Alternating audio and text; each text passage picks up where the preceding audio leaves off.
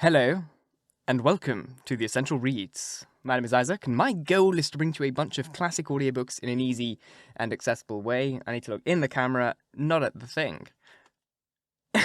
We're not going to cut this out. We're continuing with Huckleberry Finn by Mark Twain.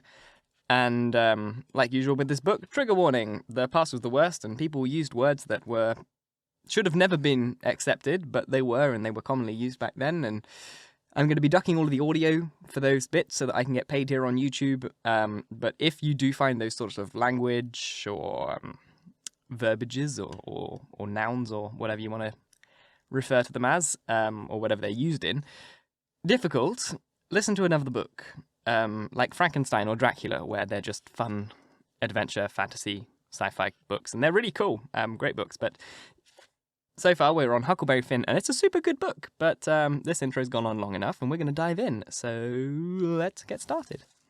Huckleberry Finn by Mark Twain. Chapter 15.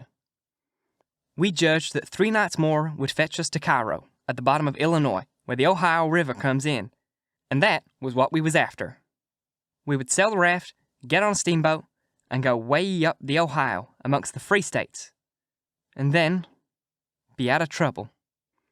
Well, the second night, a fog began to come on, and we made for a towhead to tie onto, for it wouldn't do to run in fog.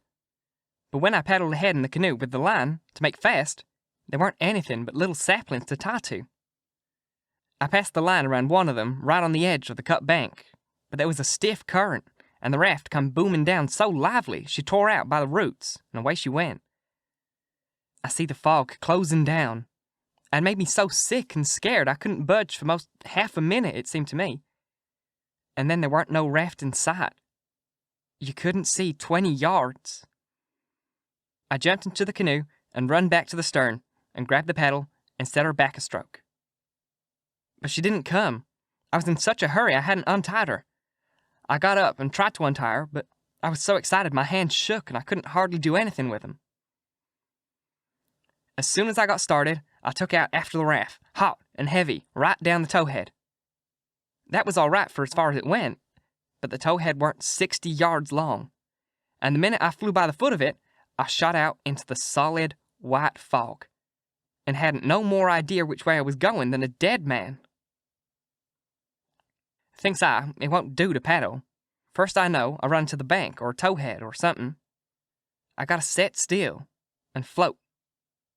And yet, it's mighty fidgety business to have to hold your hand still at such a time. I whooped and listened. Away down there, somewheres, I heard a small whoop, and up comes my spirits. I went tearing after it, listening sharp to hear again. The next time it come, I see I weren't heading for it, but heading away to the right of it. And the next time, I was heading away to the left of it, and not gaining on it much either, for I was flying around this way and that and t'other. But it was going straight ahead all the time. I did wish the fool would beat a tin pan and beat it all the time, but he never did. And it was the still places between the whoops that was making trouble for me. Well, I fought along, and directly I hear the whoop behind me. I was tangled good now. That was somebody else's whoop, or else I was turned around. I throwed the paddle down. I heard the whoop again. It was behind me yet, but in a different place. It kept coming, and kept changing its place, and I kept answering, till, by and by, it was in front of me again, and I knowed the current had swung the canoe's head downstream, and I was all right. If that was Jim and not some other raftsman hollering. I couldn't tell nothing about voices in a fog, for nothing don't look natural nor sound natural in a fog. The whooping went on, and in about a minute, I come a booming down on a cut bank with smoky ghosts of big trees on it, and the current throwed me off to the left and shot by amongst a lot of snags that fairly roared, the current was tearing by 'em so swiftly. In another second or two, it was solid white and still again. I sat perfectly still then, listening to my heart thump, and I reckon I didn't draw a breath while it thumped 100. I just give up then. I knowed what the matter was. That cut bank was an island, and Jim had gone down t'other side of it. It weren't no towhead that you could float by in 10 minutes. It had the big timber of a regular island. It might be 5 or 6 miles long and more than half a mile wide. I kept quiet, with my ears cocked, about 15 minutes, I reckon. I was floating along, of course, 4 or 5 miles an hour, but you don't ever think of that. Nope, you feel like you're laying dead still on the water. And if a little glimpse of a snag slips by, you don't think to yourself how fast you're going, but you catch your breath and think, my, how that snag's tearing along. If you think it ain't dismal and lonesome out in a fog that way, by yourself, in the night, you try it once. You'll see. Next, for about half an hour, I whoops now and then. At last, I hears the answer, a long ways off, and tries to follow it. But I couldn't do it, and directly I judged I'd got into a nest of towheads, for I had little dim glimpses of them on both sides of me, sometimes just a narrow channel between, and some that I couldn't see. I knowed was there because I'd hear the wash of the current against the old dead bush and thrash that hung over the banks. Well, I weren't long in losing the whoops down amongst the towheads, and I only tried to chase them a little while anyway, because it was worse than chasing a jack-o'-lantern. You never knowed a sound to dodge around so, and swap places so quick and so much. I had to claw away from the bank pretty lively 4 or 5 times to keep from knocking the islands out of the river. And so I judged the raft must be butting into the bank every now and then, or else it would be further ahead and clear out of hearing. It was floating a little faster than what I was. Well, I seemed to be in the open river again by and by, but I couldn't hear no sign of whoops nowheres. I reckon Jim had fetched up on a snag, maybe, and it was all up with him. I was good and tired, so I laid down in the canoe and said I wouldn't bother no more. I didn't want to go to sleep, of course, but I was so sleepy I couldn't help it. So I thought I would just take one little cat nap. But I reckon it was more than a cat nap, for when I waked, the stars was shining bright and the fog was all gone, and I was spinning down on a big bend stern first. First, I didn't know where I was. I thought I was dreaming, and when things begun to come back to me, they seemed to come up dim out of last week.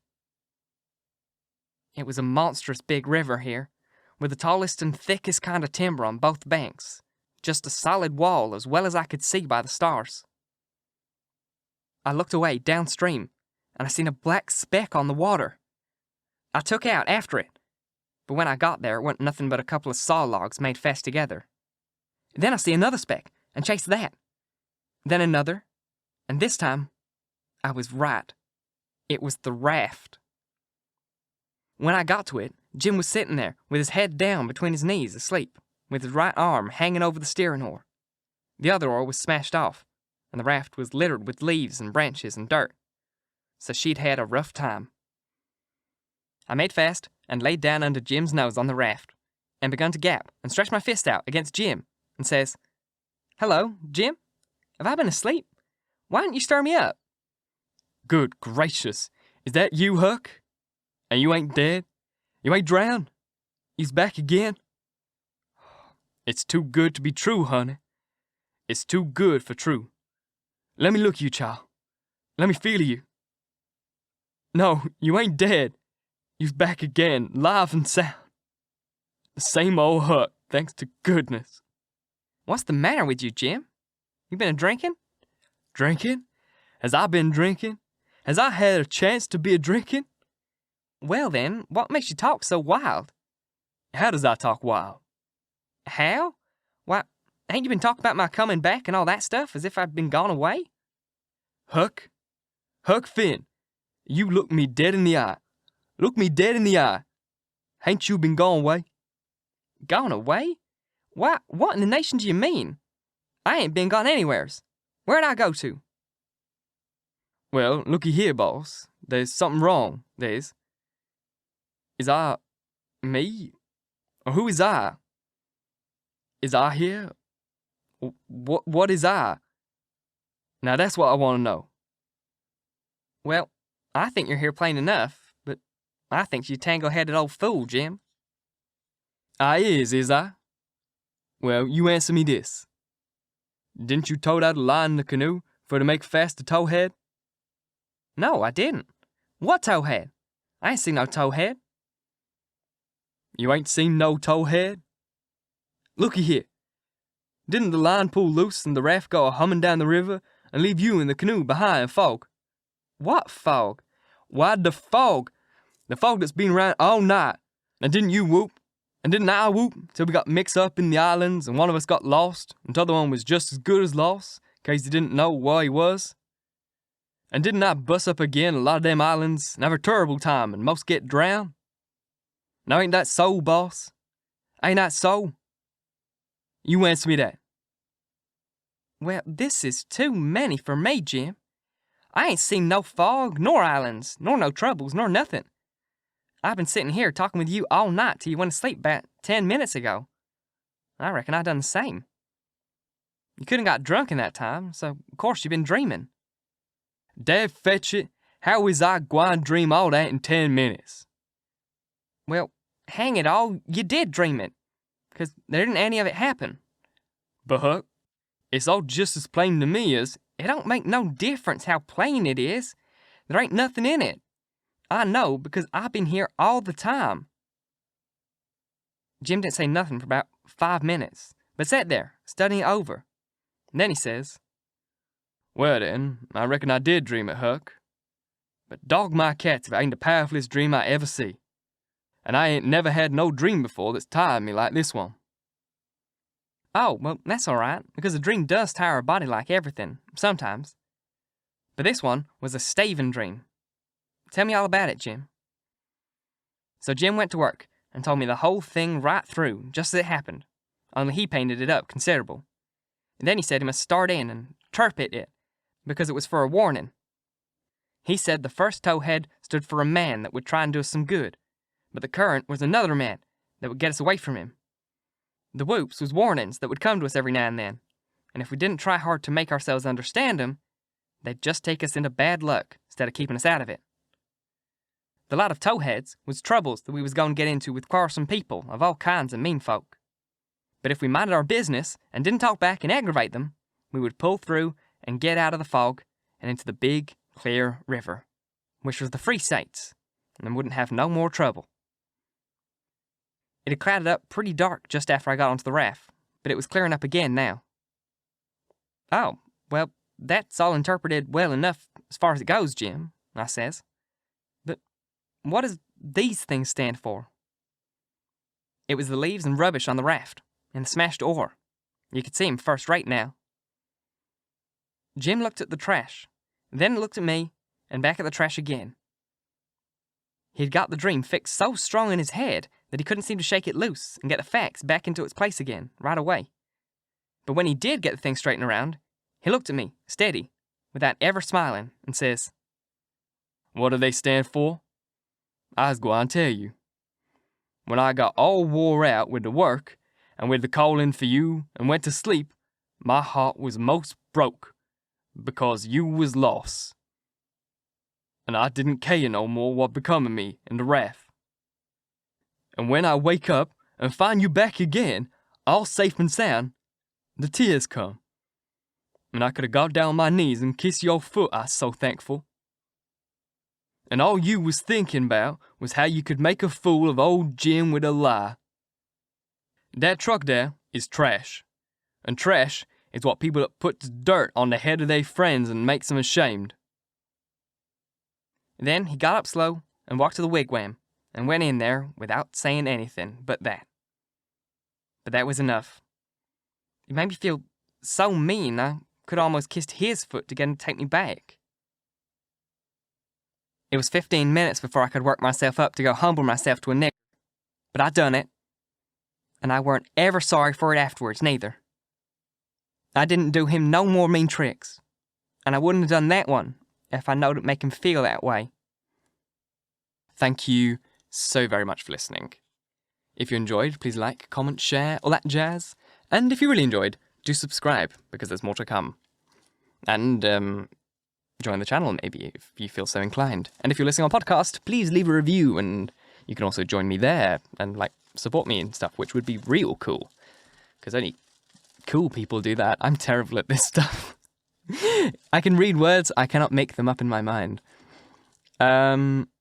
Looks like Huck is,